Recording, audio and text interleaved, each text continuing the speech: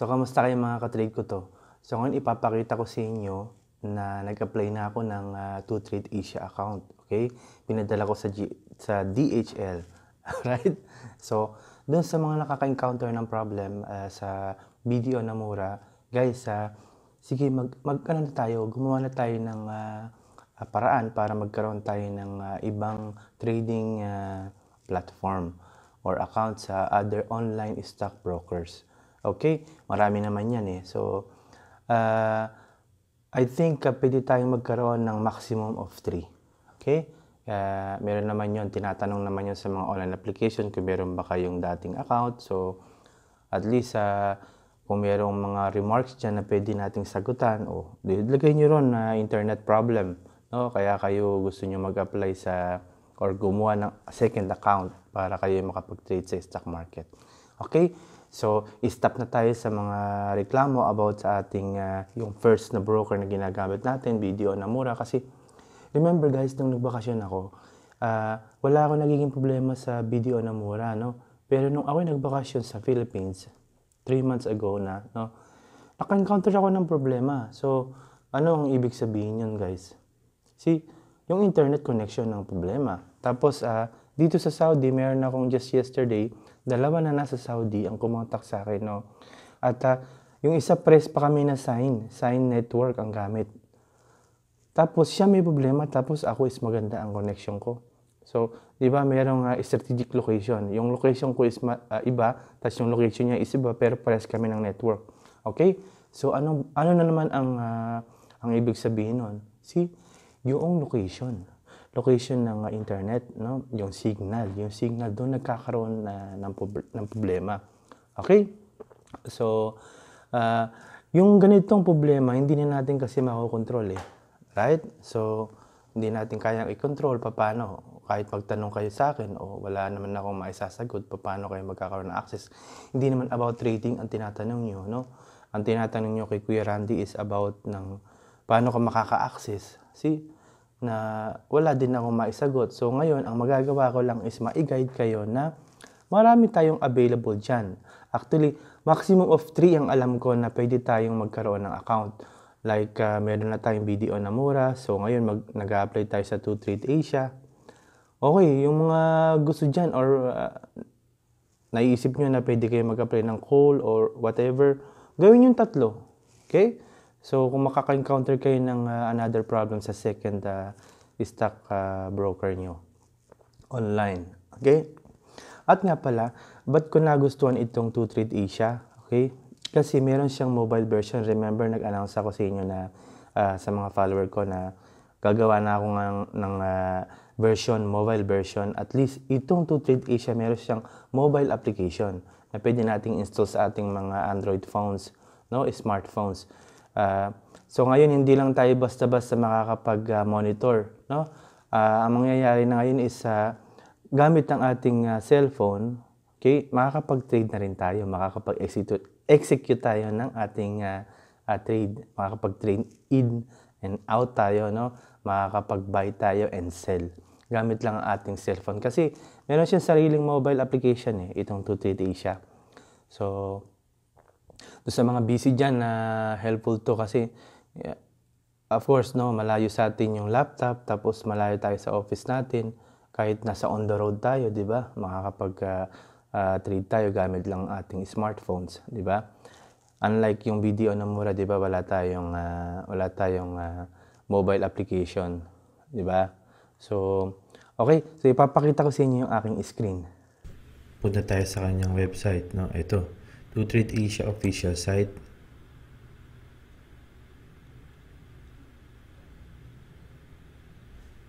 Close na natin yan. Ayan, no? Meron siyang mobile, no? Mobile version. So, pwede mo rin siyang i-try ng free. Okay? So, dito tayo magpupunta, open an account. Medyo hindi pa siya lumalabas dyan, no? Yan yung mga open an account. So, ito lang. Mabasahin ko lang sa inyo guys to. So, fill up to Trade Asia. Yan yung mga form na pinakita ko sa inyo. So, ito. printer is required for completing this application process. Right? So, assemble the documents include the photocopy of 2 government issued IDs. So, meron government issued IDs, meron namang list dyan guys, no? So, continue. Makikita niyan na self-explanatory lang yung mga mababasa na dyan, no? Pero syempre English yan, ano? hindi Tagalog. Okay? So, ayan, no? Mag-aano ka na dyan. Tapos, kukumpletuhin mo na to. Number 1, yung account information. So, mag-isip ka na dyan, no? O, personal info, investor profile. Tapos, print mo lahat yun. Okay? So, hanggang dito na lang tayo, guys. Hindi na natin continue. Okay? So, papakita ko sa inyo yung mga papers kung ilan yun. Mga 4 na klase yun ng papers. Okay? Papadala natin itong ating online application, no? Itong ating online trading account form. 3 pages, no? So, ayan. Ayan, 3 pages. Ayan, may pirma tayo dyan sa taas. Kasi itong ating specimen signature. Okay? So, ayan. Kasi itong ilang pages yan?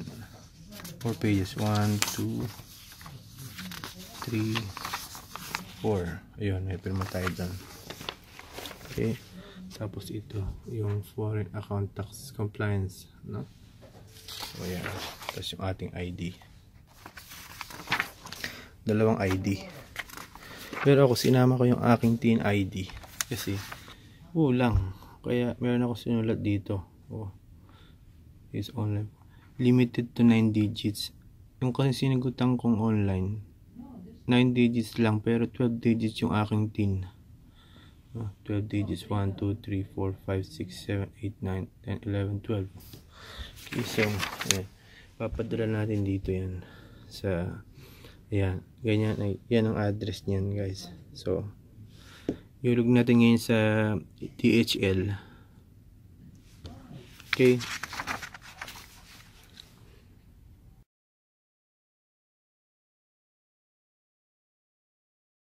Okay guys, punta tayo dito sa ating Play Store.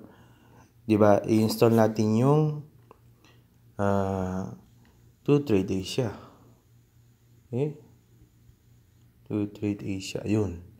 Wala, lumabas na agad. Eto. I-install natin 'to, ano? Yan. 2Trade Asia. Ayan yung tingnan natin. Ito, tama. Ito yun. Ito yung mobile niya eh. Mobile version. Hindi ka lang makakapag-monitor. Pwede pa tayong mag-trade. No? Yung mga busy sa office diyan. Hindi nyo na kailangan magdala ng laptop, di ba?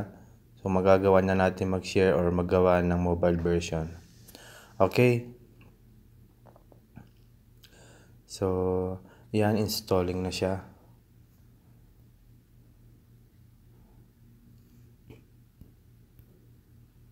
Tingnan natin siya sa ating, dapat nandito siya eh. Lalabas siya dyan eh. Ayun na. Okay? So, mayroon na tayong 2Trade Asia account. 2Trade Asia relationship beyond. So, once na na-approve na yung ating pinadalang letter, ayun na. Mag-aano na siya.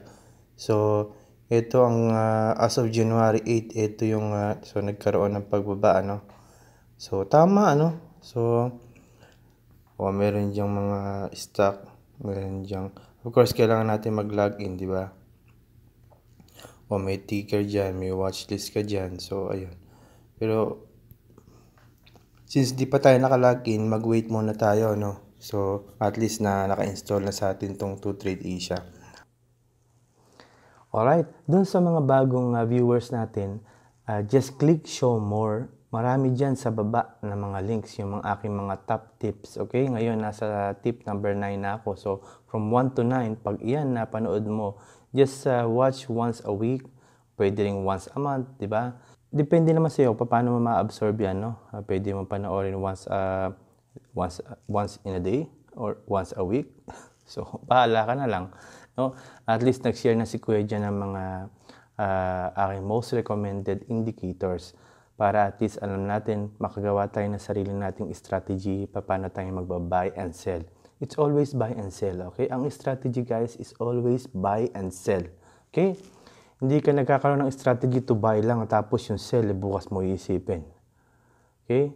Pag inisip mo ang buy, isip mo na yung sell. Okay? So, yan ang strategy na complete. Okay? Hindi yung buy ka lang ng buy, tapos sabi mo bahala na bukas. Okay? At least mag-target price ka kung kailan ka magsisell. Kahit long investor ka, di ba? Kahit long investor ka, basahin mo yung chart kung ano yung potential na magiging upside niya. Right? So, tingnan nyo dyan, nasa mga indicators, videos na, yung mga videos na sinare ko sa inyo. Nagsisingit-singit ako dyan ng mga ilang advice, kaya kailangan is papanoorin nyo eh. Nga pala guys, thank you dun sa mga nanonood ng full, ha? Yung hindi ni-skip yung mga commercial, kasi nagkakaroon tayo ng maliit na income dyan eh. Yung ating YouTube revenue, importante sa atin yan, no? Thank you, hinahayaan nyo lang na mag-run yung commercial. Kasi babalik naman yan sa video ko, no? Pag hinayaan nyo lang siyang mag-play. Okay? Meron akong konting kita dyan, guys. Napakaliit lang naman nakita. Pero pag pinagsama-sama is makakatulong na sa atin, no? Pwede nating maging sweldo, no? As a YouTuber, yan ang importante sa aming mga YouTuber actually. So, nagpapasalamat ako in return dahil nanonood kayo ng aking mga videos. Hindi nyo ini-skip yung mga commercial, hinahayaan nyo lang mag-run hanggang sa matapos. So, yun ang binabalik nyo actually sa akin, no? So, ngayon, wag nyo nang i-skip yun, ha? Hahayaan nyo na lang na mag-run siya hanggang sa matapos. Okay? Promise ba yan? So, okay, doon sa mga bagong viewers, so, na-share ko na sa inyo yung mga tips. Mag-start kayo from tip number 1. Tapos, wag niyo kalimutan mag-subscribe. I need 1,000 subscribers, 1,000 likes, okay? Tsaka, yung comments niyo, magtanong lang kayo sa akin at ako mismo yung talagang sumasagot. Pag nakakuha na ako ng time, talagang sumasagot ako sa mga queries niyo actually. Okay? So, alright. See you on my next video.